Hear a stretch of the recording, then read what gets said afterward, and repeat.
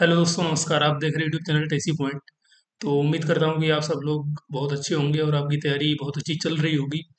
उसी तैयारी को और बेहतरीन बनाने के लिए टेसी पॉइंट की जो ये सीरीज चल रही है उत्तर प्रदेश जीके की, जो कि आयोग ने जो सिलेबस दिया था उसके हिसाब से चैप्टर वाइज यहाँ पर लेक्चर दिए जा रहे हैं। और अभी तक जो सिलेबस है उसमें से इस चैनल पर ये देखो, आपका सिलेबस जो आयोग ने दिया है उसमें हम उत्तर प्रदेश का इतिहास, संस्कृति, कला, वास्तुकला, त्योहार, लोक नृत्य, साहित्य, क्षेत्रीय भाषाएं, ये सभी हम कवर कर चुके हैं। इसके टोटल 3 लेक्चर हुए हैं। वन शॉट लेक्चर थे, जिसमें पहले लेक्चर में था उत्तर प्रदेश का इतिहास, दूसरे लेक्चर में संस्कृति, कला, वास्तुकला और त्योहार और लोक नृत्य, और तीसरे लेक्चर में साहित्य और क्षेत्रीय भाषाएं कवर करी गई थी।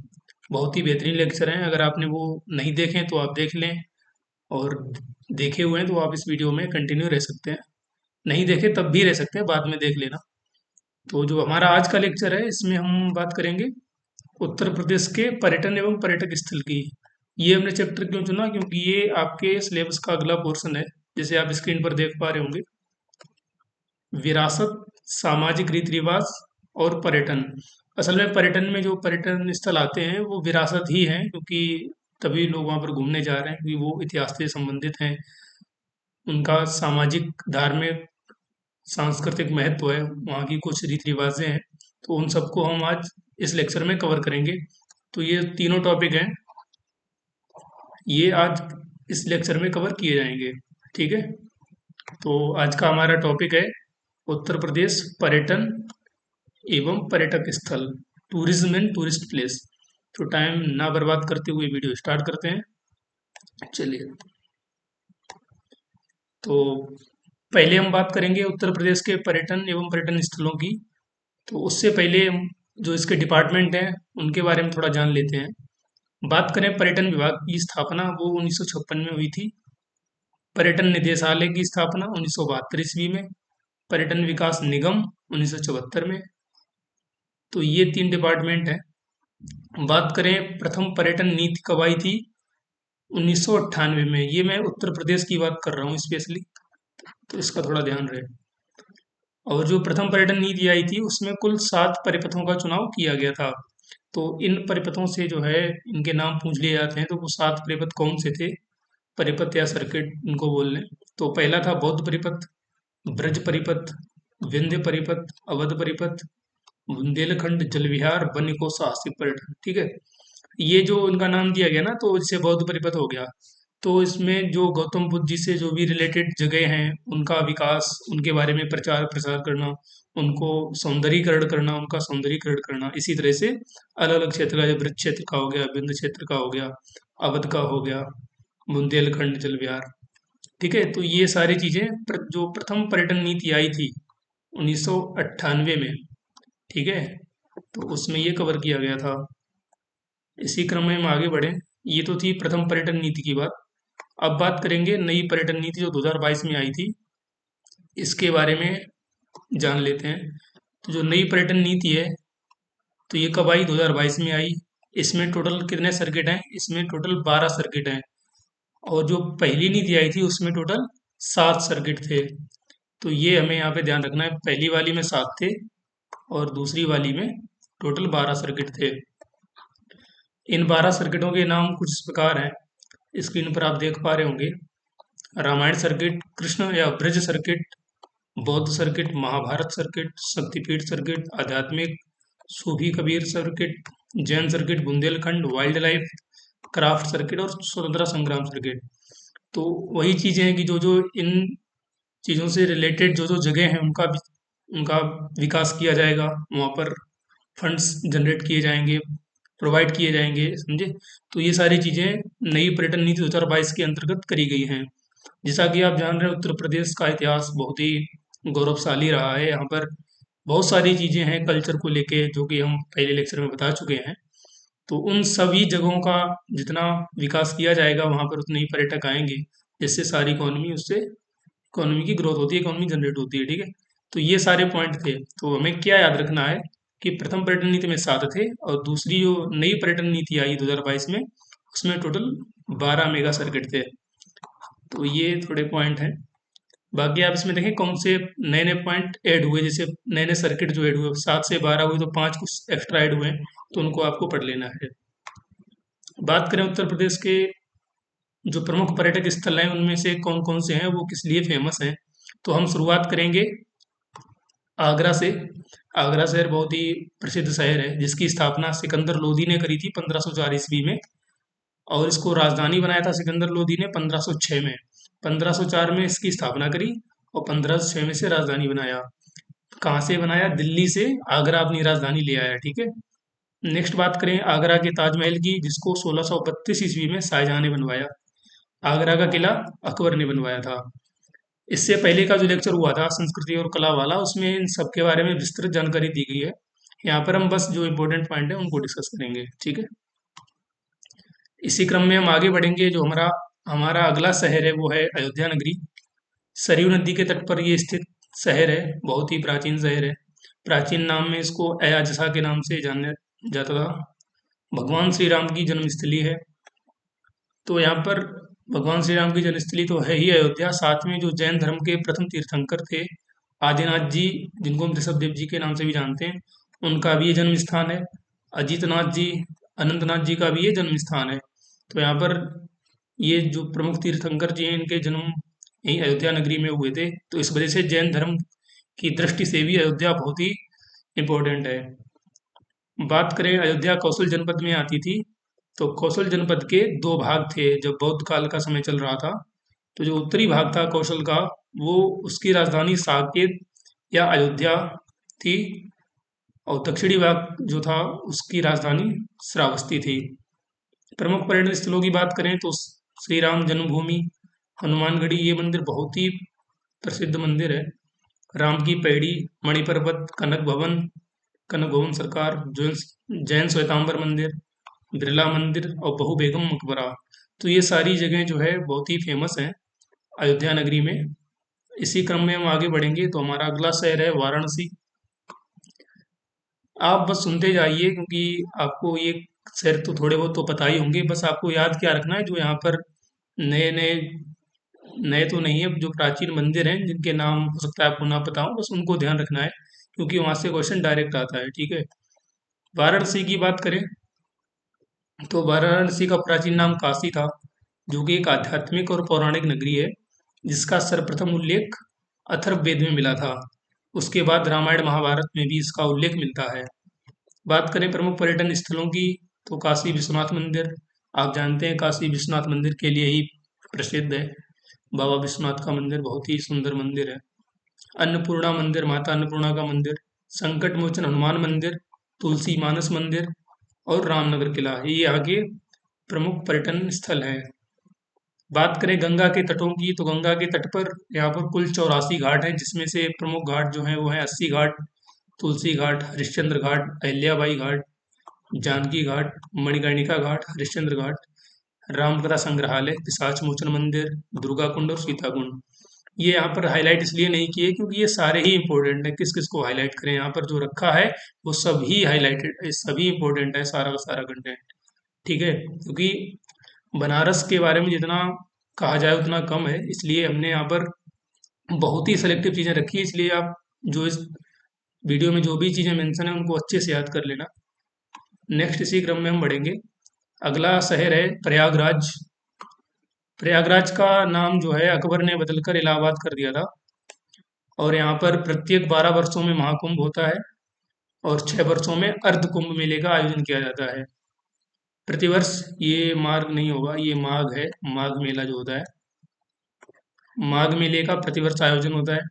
यहाँ पर त्रिवेणी संगम है, गंगा यमुना और सरस्वती जी का, जो कि सरस्वती अदृश्य रूप में है, ऐसा माना जाता है। बात करें यहाँ के प्रमुख स्थलों की, तो अल्फ्रेड पार्क आपको पता होगा, अगर नहीं पता तो हम बता देते हैं। चंद्रशेखर आजाद जी जो थे, अंग्रेजों के साथ जो मुठभेड़ हुई थी, तो उसमें उन्होंने अल्फ्रेड पार्क में ही अपने आप को गोली मार ली थी। इलाहाबाद का किला अकबर ने बनवाया था। प्रमुख स्थलों की बात करें तो यहाँ पर एक अक्षय वट है, खुसरो बाग है, भारद्वाज मुनि का आश्रम है, मनकामेश्वर मंदिर, मयो मेमोरियल हॉल है, आनंद भवन, जवाहर तारामंडल और नागवासुकी मंदिर यहाँ के प्रमुख स्थल हैं, जो कि पर्यटन की दृष्टि से बहुत महत्वपूर्ण है। अब बात करेंगे हम सारनाथ की। तो सारनाथ, आप जानते हैं सारनाथ बहुत ही महत्वपूर्ण है, बहुत ही प्रसिद्ध है। किन किन चीज़ों को लेके ये ज़्यादा इम्पोर्टेंट है, वो है जैन धर्म और बौद्ध धर्म। जैन धर्म की बात करें तो जैन धर्म के जो 11वें तीर्थंकर हुए श्रेयांस नाथ जी का जन्म सारनाथ में हुआ था। भगवान बुद्ध ने अपना पहला उपदेश भी सारनाथ में दिया। ये प्रश्न तो बहुत बार पूछा गया है, और प्रश्न यहाँ पर ये भी बनता है कि जो पहला उपदेश था वो किस नाम से जाना जाता है। तो पहले उपदेश को धर्मचक्र प्रवर्तन के नाम से जानते हैं। यहाँ पर सारनाथ संग्रहालय है, अशोक स्तंभ है, पुरातत्व संग्रहालय है जो कि 1904 से 10 के बीच बनाया गया था। प्रमुख दर्शनीय स्थलों की हम बात करें तो धर्मराज का स्तूप, चौखंडी स्तूप, मूलगंधकुटी विहार, चीनी बौद्ध मंदिर और सारंगनाथ मंदिर है। ये सभी स्थल बहुत ही महत्वपूर्ण हैं। बात करें अगले शहर की तो वो है लखनऊ। तो लखनऊ में कौन कौन से पर्यटक स्थल हैं? बात करें लखनऊ की तो लखनऊ के बारे में थोड़ा हम जान लेते हैं। लखनऊ की जो प्राचीन जो नाम था वो था लक्ष्मणपुरी, जिसकी स्थापना भगवान श्री राम के भाई लक्ष्मण जी ने इसको बसाया था। आसिफुद्दौला के द्वारा राजधानी बनाया गया फैजाबाद से लखनऊ 1775 ईस्वी में। तो पूछा जाता है कि लखनऊ को राजधानी किसने बनाया, तो आसिफुद्दौला ने बनाया। उससे पहले राजधानी फैजाबाद थी। फैजाबाद आप जानते हैं अयोध्या। तो फैजाबाद से लखनऊ 1775 में राजधानी बनाया गया। लखनऊ का एक उपनाम भी है जिसे बागों का शहर भी कहते हैं। आप कभी लखनऊ गए होंगे तो आपने सुना होगा चार बाग, केसर बाग, आलमबाग। तो इस तरह से ये बागों का शहर है। ठीक है। लखनऊ के प्रमुख पर्यटन स्थलों की बात करें तो अंबेडकर पार्क परिवर्तन स्थल बोलते हैं। गुलाबी पत्थर से बने हैं सैकड़ों हाथी यहाँ पर इस अंबेडकर पार्क में बने हुए हैं। अन्य कुछ इम्पोर्टेंट स्थल ऐसे जैसे बड़ा इमाम बाड़ा हो गया, दौलत खान हो गया, रूमी दरवाजा, ये क्वेश्चन पूछा जा चुका है। रूमी दरवाजा, मोती महल, लखनऊ मरीन ड्राइव, चंद्रिका देवी मंदिर, मुबारक मंजिल, कैसरबाग पैलेस। इन सभी में आप दो तीन चीज़ें तो बहुत अच्छे से याद रखें। एक तो ये बड़ा इमाम बाड़ा, रूमी दरवाज़ा और ये कैसरबाग पैलेस। ठीक है, बाकी आप पढ़ लेना, लेकिन ये आपको याद होने चाहिए। इसी क्रम में हम आगे बढ़ेंगे। तो अगला शहर है मथुरा। बात करें मथुरा की तो इसका प्राचीन नाम मधुबन था, मधुपुरी था और सूरसेन नगरी था। जो मथुरा है वो योगेश्वर भगवान श्री कृष्ण की जन्मस्थली है। इस वजह से इसकी जो इम्पोर्टेंस है बहुत बढ़ जाती है। और एक और इम्पोर्टेंट बात यहाँ पर यह है कि विश्व की जो प्रथम बुद्ध मूर्ति खुदाई के दौरान निकली थी वो मथुरा से ही निकली थी, जो मथुरा शैली से निर्मित थी। पिछले वाले लेक्चर में हमने मथुरा शैली की बात करी थी, आप उसको देख सकते हैं। श्री कृष्ण जन्मभूमि मंदिर, द्वारकाधीश मंदिर, कंस का किला और गीता मंदिर यहाँ के प्रमुख दर्शनीय स्थल हैं। बात करें वृंदावन की तो वृंदावन को ब्रजभूमि का हृदय कहा जाता है। ये ब्रजभूमि का हृदय है। यहाँ पर गोविंद देव मंदिर है जो कि बहुत ही फेमस मंदिर है, जिसको आमेर के राजा मान सिंह ने बनवाया था। ये भी प्रश्न जो है पिछले एग्जामों में आ चुका है। प्रमुख पर्यटन स्थलों की बात करें तो राधा रमण जी मंदिर, बांके बिहारी जी मंदिर, प्रेम मंदिर, निधिवन, चंद्रोदय मंदिर, श्री राधा वल्लभ मंदिर, गोपेश्वर महादेव मंदिर के घाट और रंगनाथ जी मंदिर, मदन मोहन और मंदिर सेवा कुंज। ये तो बहुत ही ब्रीफ में, बहुत ही शॉर्ट में ये लिस्ट तैयार की गई है, नहीं तो यहाँ पर तो बहुत सारे मंदिर हैं, लेकिन जो परीक्षा की दृष्टि से महत्वपूर्ण है, आते रहते हैं, उनको हमने यहाँ पर मेंशन किया है। तो इसको मिस मत कीजिए, अच्छे से याद कर लीजिए। एक बार में हो सकता है याद ना हो, तो इस वीडियो को आप रिवाइज करेंगे तो ऑटोमेटिक वो आपको काफ़ी ज़्यादा मतलब कवर हो जाएगा। बात करें बरसाना की तो बरसाना तो आप जानते ही हैं, श्री राधा रानी जो लाडली जी हैं उनका जन्म स्थान है। और बरसाना की लट्ठमार होली विश्व प्रसिद्ध है। लट्ठमार होली से प्रश्न आ चुके हैं। गोवर्धन गिरिराज जी की बात करें तो यहाँ पर ये गोवर्धन गिरिराज जी हैं। 21 किलोमीटर परिक्रमा है इनकी। प्रमुख स्थल की बात करें तो दान घाटी मंदिर, राधा कुंड, श्याम कुंड, कुसुम सरोवर और मानसी गंगा गोवर्धन गिरिराज जी के प्रमुख दर्शनीय स्थलों में से एक है। यहाँ पर प्रतिवर्ष हजारों लाखों श्रद्धालु जाते हैं। तो ये उत्तर प्रदेश के प्रमुखतम पर्यटन स्थलों में से एक है। इसी क्रम में हम आगे बढ़ेंगे। अब बात करेंगे झांसी की। जो कि अपनी वीरता, साहस, सम्मान का प्रतीक है, जानी जाती है। पहुंज और बेतवा नदी के बीच में ये शहर स्थित है। बात करें प्रमुख स्थलों की तो यहाँ पर रानी लक्ष्मीबाई का महल है, मेहंदी बाग है, महादेव मंदिर है, राजकीय संग्रहालय है, पंचकुइया मंदिर और परीक्षा बांध यहाँ पर पर्यटन स्थलों में से जाने जाते हैं। इस क्रम में हमारा जो अगला शहर है वो है कन्नौज। कन्नौज तो ऐतिहासिक नगरी है, जो कि इत्र नगरी के नाम से भी जानी जाती है, और ये शहर गंगा के किनारे बसा हुआ शहर है। प्राचीन नाम है इसका कान्यकुब्ज, जो कि कान्यकुब्ज ब्राह्मणों की निवास स्थली होने की वजह से इसका नाम कान्यकुब्ज पड़ा।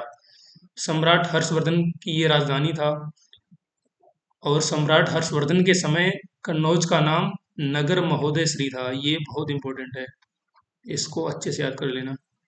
प्रमुख स्थलों की बात करें तो यहाँ पर एक लाख पक्षी विहार बर्ड सेंचुरी है, श्यामकली देवी प्राचीन मंदिर, मेहंदी घाट, जिसको कहेंगे महादेवी घाट के नाम से भी जानते हैं लेकिन मेहंदी घाट से ही फेमस है, गौरी शंकर मंदिर, माता अन्नपूर्णा मंदिर, पद्मावती सती मंदिर और मखदूम जहानिया। यहाँ पर हम जानेंगे जो अभी हमने जैसे बनारस में पढ़ा था। अगर हम बनारस की बात करें तो बनारस में जो है वहाँ भी अन्नपूर्णा मंदिर था, यहाँ पर भी अन्नपूर्णा मंदिर था, लेकिन जो बनारस वाला है वो प्राचीन मंदिर है, वही मुख्य मंदिर है, और ये भी एक इम्पोर्टेंट मंदिर है। ठीक है। अगला है कालिंजर, जो जगह है, असल में जो रेड कलर में ये लिखा हुआ है ये सब शहर हैं या उन जगहों के नाम है। ठीक है। कालिंजर जो है, कालिंजर किला के लिए फेमस है, जिसे चंदेल शासक परमादित्य देव ने बनवाया था, और यहाँ पर एक नीलकंठ महादेव जी का मंदिर है जो कि बहुत प्रसिद्ध है। इसी क्रम में आगे बढ़ेंगे। अब बात करेंगे हम हस्तिनापुर की। नाम तो सुना ही होगा हस्तिनापुर, बहुत महत्वपूर्ण क्यों है? क्योंकि हस्तिनापुर जो है ये कुरु राजवंश के जो राजा थे उनकी राजधानी थी, आपने महाभारत में पढ़ा होगा। तो हस्तिनापुर उनमें से एक है। प्रमुख स्थलों की हम बात करें तो जम्मू द्वीप जैनी मंदिर, प्राचीन दिगंबर जैन मंदिर, श्री कैलाश जैन मंदिर, श्वेतांबर जैन मंदिर, विदुर टीला, पांडेश्वर महादेव मंदिर, द्रौपदी घाट और द्रोणदेश्वर मंदिर। तो हस्तिनापुर जो है वो हिंदू और जैन धर्म दोनों की दृष्टि से बहुत महत्वपूर्ण शहर है, जिसकी स्थापना हस्तिन नाम के राजा ने करी थी, जिसकी वजह से इसका नाम हस्तिनापुर पड़ा। अब बात करेंगे हम चित्रकूट की। तो चित्रकूट जो है भगवान श्री राम ने वनवास के जो 12 वर्ष बिताए थे वो यहीं बिताए थे, चित्रकूट में। मंदाकिनी नदी के किनारे पर ये बसा हुआ शहर है। यहाँ पर जो प्रमुख स्थल है वो है रामघाट, गुप्त गोदावरी की गुफाएं, ये कामत नहीं होगा, कामतगिरी है, कामतगिरी। ठीक है, इसको करेक्ट कर लेना। कामतगिरी मंदिर, हनुमान धारा, रानीपुर वन्यजीव अभयारण्य, यहाँ से प्रश्न आया हुआ है, रानीपुर वन्यजीव अभयारण्य से। सबरी जलप्रपात, भरतकूप मंदिर, सीताकुंड, तुलसी स्मारक, सती अनुसुईया मंदिर। ये प्रमुख स्थल जो हैं वो चित्रकूट के फेमस स्थल हैं। तो इस तरह से हमने हस्तिनापुर और चित्रकूट के प्रमुख स्थलों के बारे में जाना। यही आता है, अगर पर्यटन स्थलों में से कुछ आता है तो उनके नाम आएंगे कि वो कहाँ स्थित है, या बहुत ज़्यादा हुआ तो ये पूछ लेंगे कि वो किसने बनवाया था। यही दो तीन मेन पॉइंट होते हैं हर एक पर्यटक स्थल से, तो बस उसे ही हमें याद करके रखना है। तो अभी तक हम जो है काफ़ी शहर पढ़ चुके हैं, सारनाथ, लखनऊ, मथुरा, वृंदावन, बरसाना, गोवर्धन गिरिराज जी, झांसी, कन्नौज, कालिंजर, हस्तिनापुर, चित्रकूट, गढ़मुक्तेश्वर, और प्रारंभ में हमने पढ़ा था अयोध्या, वाराणसी और प्रयागराज। तो इस तरह से ये इम्पोर्टेंट शहर हैं। अभी कुछ और शहर बचे हुए हैं, उनको भी हम यहाँ पे पढ़ लेते हैं। तो इन शहरों में बस आपको ये याद रखना है कि किस शहर में क्या है और वो किस लिए फेमस है। जो स्पेशल कोई अगर बिल्डिंग है या कोई मंदिर है उसे किसने बनवाया है। जैसे अभी गोविंद देव जो मंदिर था वो आमेर के राजा मान सिंह ने बनवाया था। ठीक है, आगरे का किला हो गया, ताजमहल हो गया, इलाहाबाद का किला हो गया। तो कभी कभी क्या करते हैं कि वो पूछ लेते हैं कि इलाहाबाद का किला किसने बनवाया। अब उसमें पता है कि ये किला इलाहाबाद का है या ताजमहल आगरा में, आपको पता है, लेकिन तो वही चीज़ है किसने बनवाया, तो वो बनाने वाले का अगर नाम, हमने जो जो नाम मेंशन किए उनको आपको याद रखना है। बाकी ज़्यादा कुछ नहीं, बस ये याद रखो कौन कहाँ पे है। ठीक है, इसी क्रम में हम आगे बढ़ेंगे। अब बात करेंगे नैमिषारण्य की। तो ये सनातन धर्म की दृष्टि से बहुत ही महत्वपूर्ण लोकेशन है। तो ये क्यों प्रसिद्ध है इसके बारे में थोड़ा हम जान लेते हैं। तो जो ये नैमिषारण्य था ये 88,000 ऋषियों की तपस्थली था। ठीक है। गोमती नदी के तट पर बसा हुआ भगवान राम ने यहाँ पर अश्वमेध यज्ञ किया था। तो ये देखो एक इम्पोर्टेंट पॉइंट बनता है कि भगवान राम ने अश्वमेध यज्ञ कहाँ किया? नैमिषारण्य में गोमती नदी के तट पे किया था। महर्षि वेदव्यास ने वेदों को 4 भागों में बांटा, जो कि 4 भाग वेद के इस प्रकार हैं, अगर आपको पता होगा, पता ही होगा, फिर भी मैं यहाँ पे बता दे रहा हूँ। जिनको नहीं पता वो जान लेते हैं। ऋग्वेद, यजुर्वेद, अथर्ववेद और सामवेद। वेदों से भी प्रश्न बनते हैं। तो पहले वेद का स्वरूप एक था, उसे 4 भागों में महर्षि वेदव्यास जी ने किस जगह बांटा? तो वो जो जगह थी वो थी नैमिषारण्य। ठीक है। बात करें यहाँ की परिक्रमा की, तो यहाँ की परिक्रमा 84 कोस की परिक्रमा जानी जाती है।